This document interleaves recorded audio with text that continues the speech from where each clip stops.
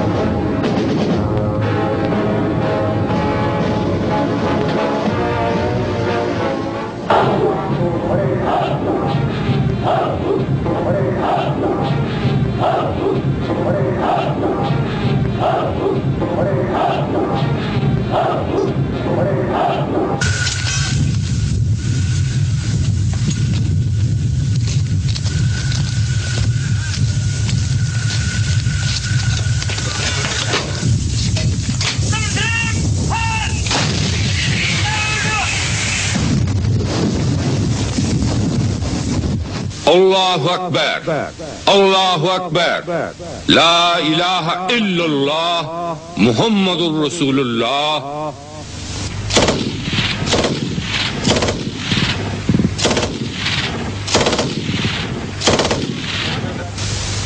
مشق ہی ایک ایسا ذریعہ ہے جس سے انسان کا عمل کامل ہوتا ہے.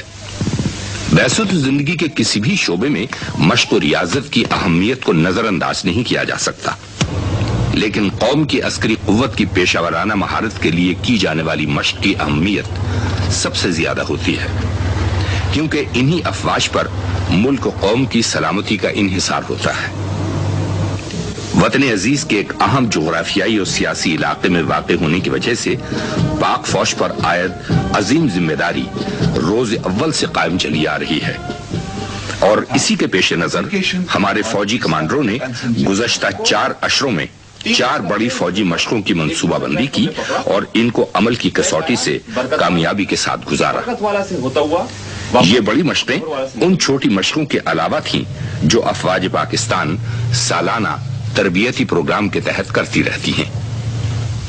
سب سے پہلے اس صدی کی 5ویں دہائی کے اختتام پر یلو لیزرڈ کے نام سے ایک بڑی مشق کی گئی. پھر تیز گام اور کرسٹل بال کے نام سے 2 بڑی مشقیں 6ٹی دہائی کے آغاز اور اواخر میں ہوئیں. سال 1989 ہماری افواج اور قوم دونوں کے لیے ایک اہم سنگ میل ہے. اس سال سب سے بڑی فوجی مشق اس پیمانے پر کی گئی جس کی مثال ہمارے ملک کے علاوہ دوسری بڑی عسکری قوتوں کے حامل ممالک میں بھی نہیں ملتی. اس عظیم مشق کو ضرب مومن کا نام دیا گیا. یہ مشق اس لحاظ سے بھی اہم ہے کہ اس میں نہ صرف افواج پاکستان کی تقریباً 2 لاکھ کی کثیر تعداد نے حصہ لیا، بلکہ باقاعدہ جنگ کے تحت 2 فرضی متحارب ملکوں فلینڈ اور بلو لینڈ کی افواج نے ایک دوسرے کے خلاف دفاعی اور ضربی دونوں منصوبہ بندیوں کے تحت فرضی جنگ لڑی. دونوں افواج کے پاس نئے دور کے جدید ترین ہتھیار موجود تھے. ان میں حملہ آور ہیلی کاپٹرز، طیارہ شکن توپیں، ٹینک، بختر بند گاڑیاں، فضائی دفاع کے زمینی ریڈارز کے علاوہ ملکی ساخت کے نو تیار شدہ مختلف اقسام کے میزائل، توپیں اور دیگر اسلحہ پہلی مرتبہ جنگی حالات میں آزمایا گیا.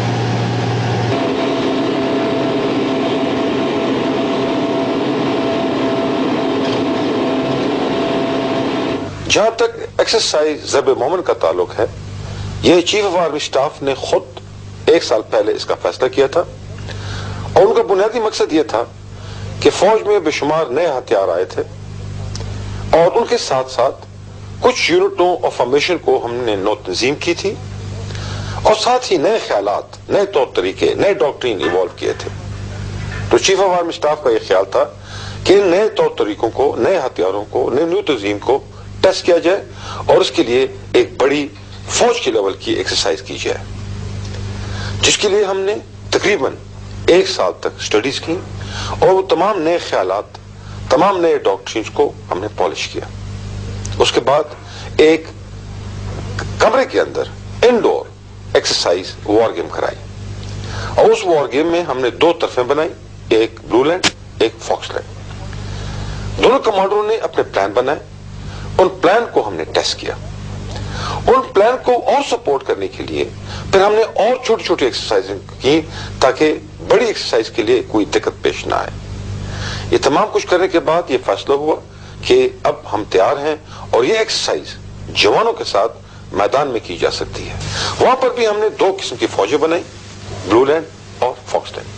ہم نے فاکس لینڈ کو ایک کور کو فاکس لینڈ کے طور پہ لگایا، جس کو نقشے پہ سرخ طریقے سے دکھایا گیا ہے، اور بلو لینڈ کو بلو رنگ میں دکھایا گیا ہے۔ ان دونوں فوجوں میں بنیادی طور پر جو ان کی آرگنائزیشن تھی، تنظیم تھی، وہ پاکستان فوج کی تھی، جس کی وجہ سے ہم نے اپنے خیالات، اپنے طور طریقے، جنگی چالیں جو دفاع کی تھیں ہم نے فاکس لینڈ سے حاصل کی، اور جو کہ حملے والی تھی وہ ہم نے بلو لینڈ سے حاصل کی۔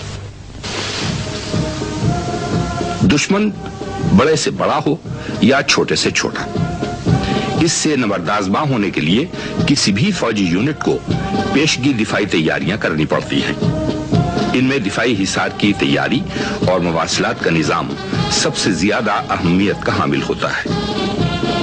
مطلوبہ مقام پر پہنچنے کے بعد تمام اطراف میں مورچہ بندی کی جاتی ہے۔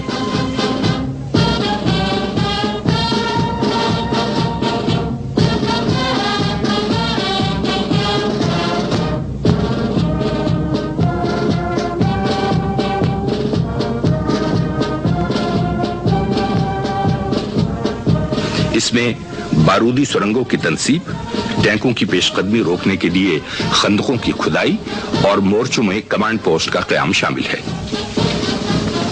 ہر یونٹ کا مرکزی کمانڈ سے رابطہ آپریشن میں انتہائی اہمیت کا حامل ہوتا ہے۔ اس سلسلے میں افواج کے سگنل یونٹ بر وقت رابطہ قائم کرتے ہیں۔ جنگی مواصلات میں زمینی اور برقی ذرائع کے علاوہ ملکی ساخت کے چھوٹے مشاق طیارے بھی استعمال کیے جاتے ہیں۔ یہ طیارے براہ راست فضائی مواصلات کے علاوہ جاسوسی کا کام بھی کرتے ہیں۔ ایکسرسائز پاکستان کے تاریخ میں سب سے بڑا ایکسرسائز، اس سے میرے فورس کو خاص کر بہت ہی فائدہ ہوا ہے۔ ہم نے کافی کچھ سے سیکھا ہے، جو نئے ہتھیار، نئے اور بندوبست جو کیا ہے فوج نے، اس کا صحیح استعمال کرنا، اور اس سے کافی سبق ہم نے سیکھے ہیں۔ اس کے علاوہ جو ہمارا نیا اپنا کانسیپٹ ہے، طریقہ کار لڑائی لڑنے کا، جس میں ہمارے کور کا بہت ہی اہم کردار تھا، اس کو ہم نے کافی پریکٹس کیا ہے، اور مجھے پورا یقین ہے کہ اس کو اگر ہم لڑائی کے وقت بھی استعمال کریں تو ہمیں، اگر ہمارا فورس کم بھی ہو دشمن سے، اور دشمن کے بہت زیادہ فورسز بھی آئیں تو اس سے ہم اس کا مقابلہ نسبتاً کافی آسانی سے کر سکیں گے۔